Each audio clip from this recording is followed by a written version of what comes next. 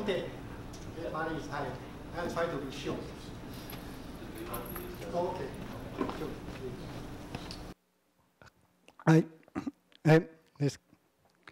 And it's my pleasure and honor here to present how we implement the AI techniques for smart manufacturing. And the title is Integrated AI Planning and Scheduling for More Manufacturing. And the subtitle is the Start Digital Transformation for Smart Manufacturing. Since I started my PhD study at Cornell University, and more than 30 years ago, I have dedicated myself in the area of mold design and mold manufacturing for injection molding. And my major research has been related to make best use of the programming work, I mean writing the code, to have more design and more manufacturing.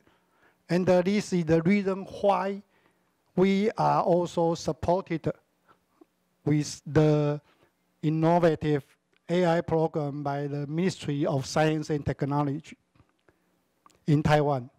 And for the past 30 years, the accumulated domain knowledge is our greatest advantage in applying the AI technology.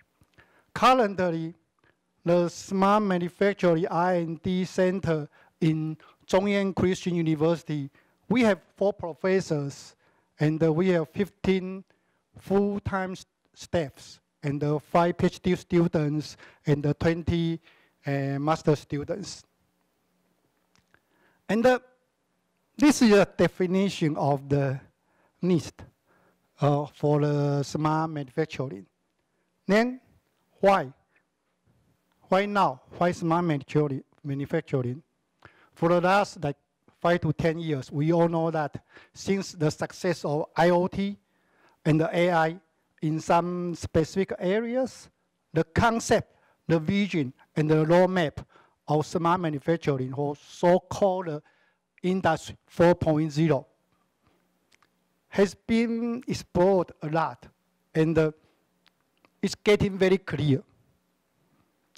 As such, the big and the small countries are all trying to help their industry in this direction. I mean, hope that the industry can implement the concept and the vision of smart manufacturing as soon as possible. However, we all know that it's not easy at all. So, as the start of digital transformation for smart manufacturing, there are at least 3 main objectives or the requirement must be accomplished or achieved. Firstly, all the data must be digitalized and collected with standards and regulation. Industry IoT is quite different from the IoT because each manufacturing process has its unique domain knowledge. Moreover, the manufacturing process involves different machines and different hardware equipments. And the data must be able to be reachable and digitized and collected automatically. So that's the first objective. And secondly, the digital data must be able to seamlessly integrate with domain knowledge to build up the cyber physical system we call CPS. And in order to build a better digital twin, so-called digital twins for physical model, the real-time operational data plays an important role. when the integration of data and the domain knowledge, it can definitely improve the product management and the customer service. And thirdly, with the success of CPS, or we call it CPPS, the AI, artificial intelligence, can start to play some role in optimizing the efficiency of smart manufacturing. However, it's quite different, as I say, from the success of the AlphaGo and the IBM Watson. Even though we have clear, I think we all have clear vision and the roadmap for smart manufacturing, it's still in the infant stage. Okay. And it's also well believed that the realization of Industry 4.0 can optimize the efficiency in all aspects, including like quality, labor, etc. That's the reason why everyone is working toward the realization of Industry 4.0.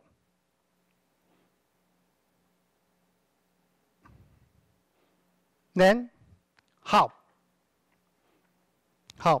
How are we going to implement the Industry 4.0 or smart manufacturing for different purposes and the products? And for the past 10 years, from the sensors, the platform, I mean the left part, and the application, the smartphone, like what I have, is getting smarter. So the smart factory or the smart manufacturing can definitely follow the similar roadmap to implement the Industry 4.0.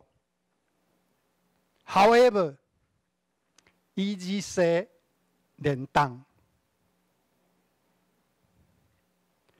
Even though the big company like Siemens, SAP, Intel, Amazon, I share here the structure. They propose the structure of the MyConnect, MySphere, and the MyApps. They are very similar. But as I have said, easy said than done, the integration of data, domain knowledge, and the AI, they are going to have impact on manufacturing industry, but it's still a long way to go.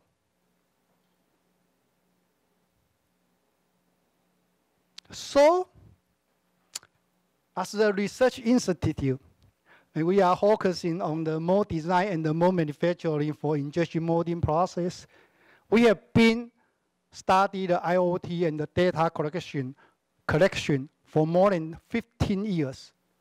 Like about 5 years ago, we start to build a cloud platform, the second stage.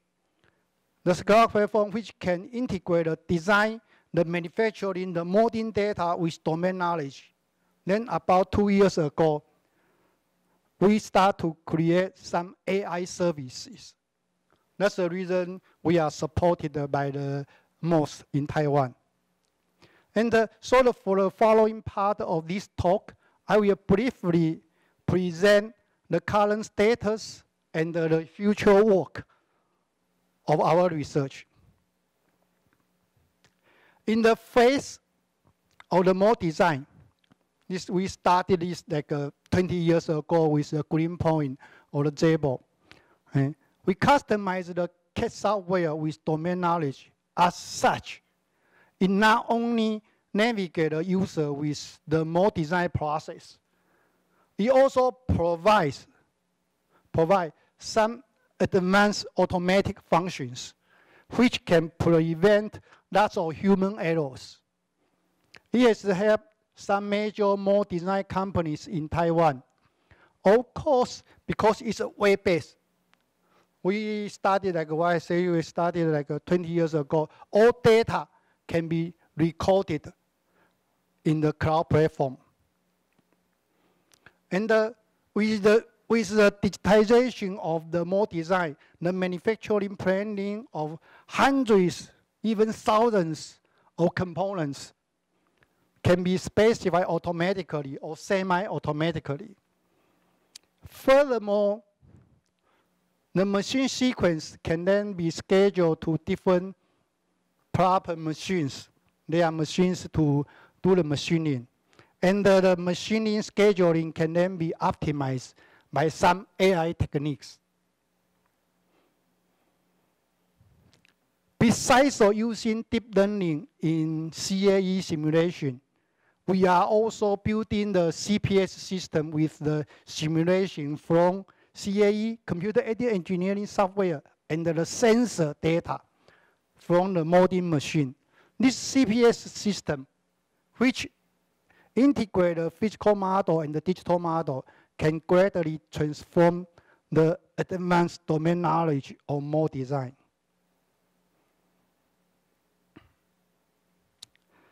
And in order to collect all the data of product life cycle, we must implement different agents for different design and the manufacturing stages. Moreover, this agent must somehow be able to communicate with each other. As you can see and imagine, it brings up the complexity of the cloud platform.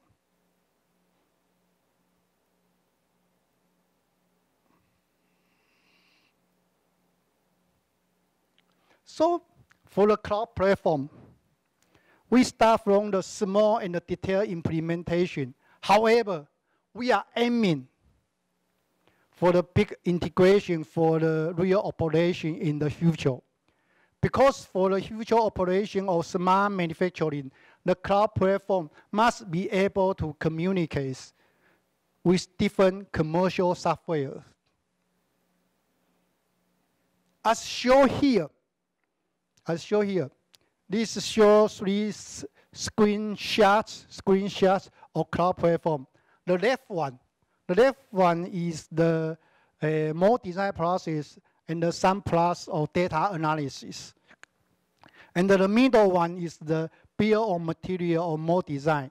And the right one is the manufacturing planning of each component.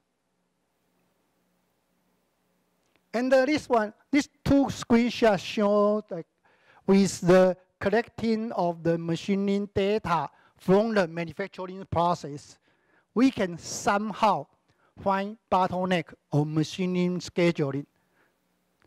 And this kind of domain knowledge can be very useful for further optimization of smart manufacturing. And all these data are from the real operation of the industry. So with the collecting data from the mold design, mold manufacturing, and the molding process, the cloud platform can provide a closed loop. Closed loop? Here. The closed loop and the data-driven cycle for smart manufacturing. And that will complete the whole design, manufacturing, and the molding process. Then, for the AI project, which is supported by the Ministry of the Science and the Technology in Taiwan, we plan to accomplish three major areas. The first one is the feature recognition for the 3D CAD geometrical model.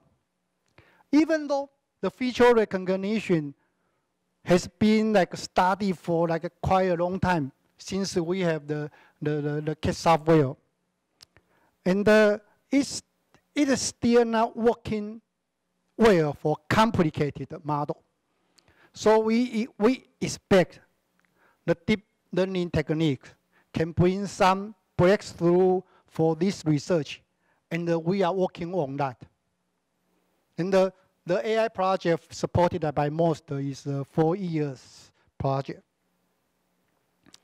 And with the more sound and advanced feature recognition, the manufacturing planning can be like possibly done automatically.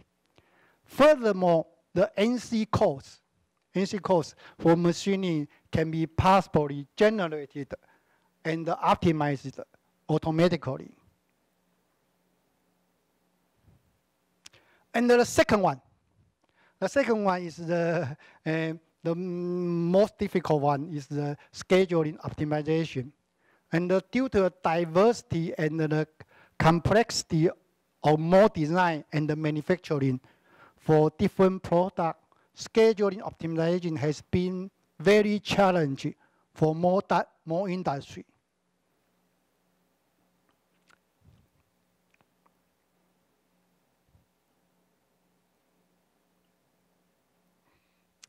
And more manufacturing is a job share process.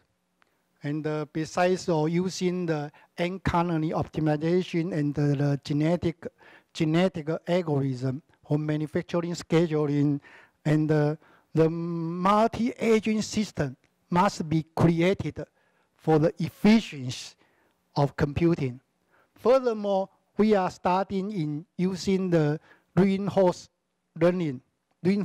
learning to get the better result of scheduling optimization.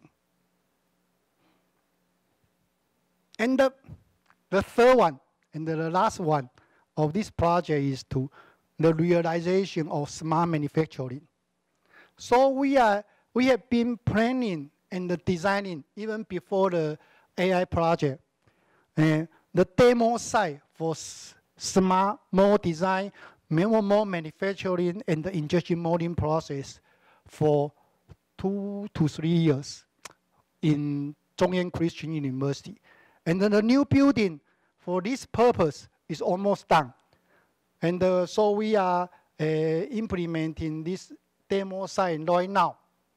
We are putting all our machine and the equipment and some network. There are lots of things to do. And this is the 3-floor building for smart manufacturing. And now we are end my talks today, and we can finish on time. Thank you. Okay, we really have time for questions.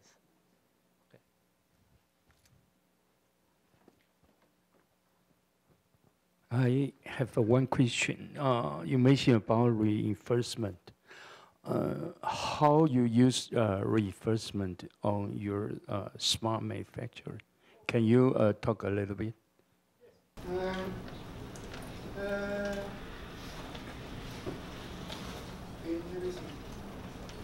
We think, and we haven't,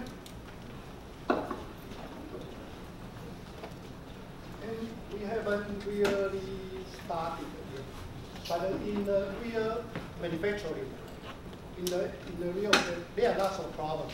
There is a rework and repair component. They are coming into the machining process. So they must learn how to adjust.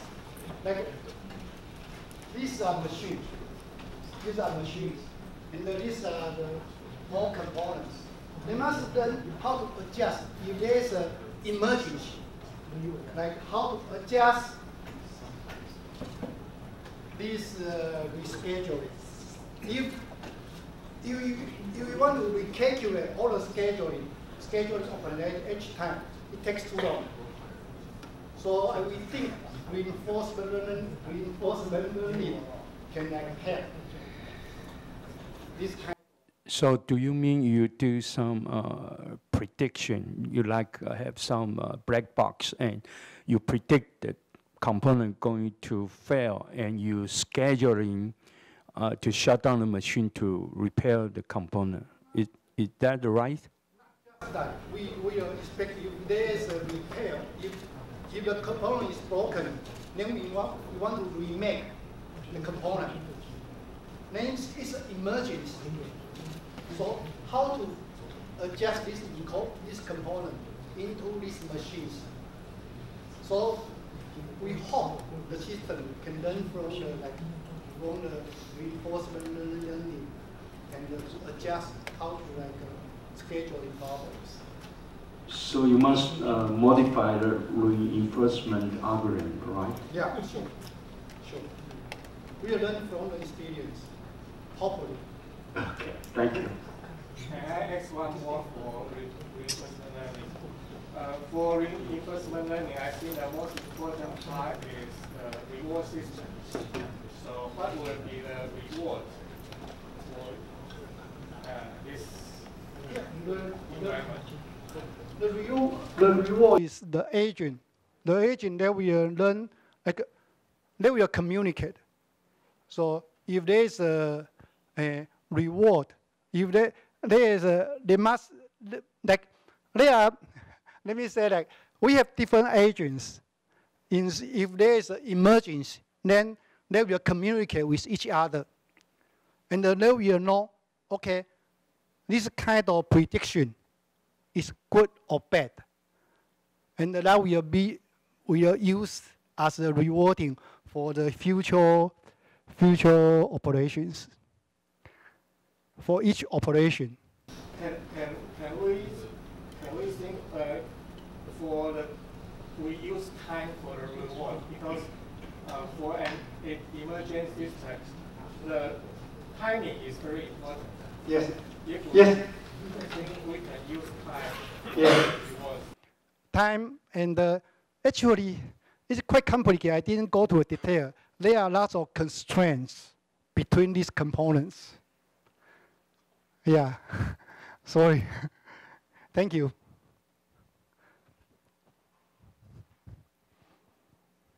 Okay, so let's thank speaker again. Thank you. Okay, so thank you for coming for today, and we have a very wonderful seminar today. And so right now I would like to hand over the microphone to our director of the Program Office of AI Research, Professor Wen-Ren Jong, to say a few words about the closing remark.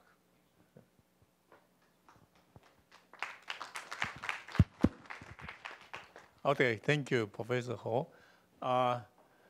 Thank you, everybody, for staying to the very end. I hope you all have enjoyed excellent talk as much as I do, and especially our friend from Israel. You have to fight the jet lag. It's difficult. And the Ministry of Science and Technology and our program office encourage collaboration between university and industry, between our researcher and international colleague in Israel, especially, has a very successful story that we all heard of it. So I hope this event will enable you to find someone that may be complementary to your work, and then if there are anything we can do, please let us know, and we certainly will facilitate the future exchange and collaboration. So in the end, thank you again. I hope you enjoy the rest of your stay, and other visitors. Okay, you have some more, yeah. Okay. So let's let our guest to say a few words. Thank you very much. In the end of this day, which I think it was very impressive, very productive, and in the behalf of the Ministry of Science of Technology of Israel, I have to thank you very much. So I do believe that these ideas will move from each to other, and I hope that will be very good a basis for a new call for proposal in the next after our call proposal. We have to fund we have to dedicate a big budget for this call for proposal. So I believe that these ideas will forward from each to other, and to make a good collaboration and to continue our collaboration with Taiwan. Thank you very much.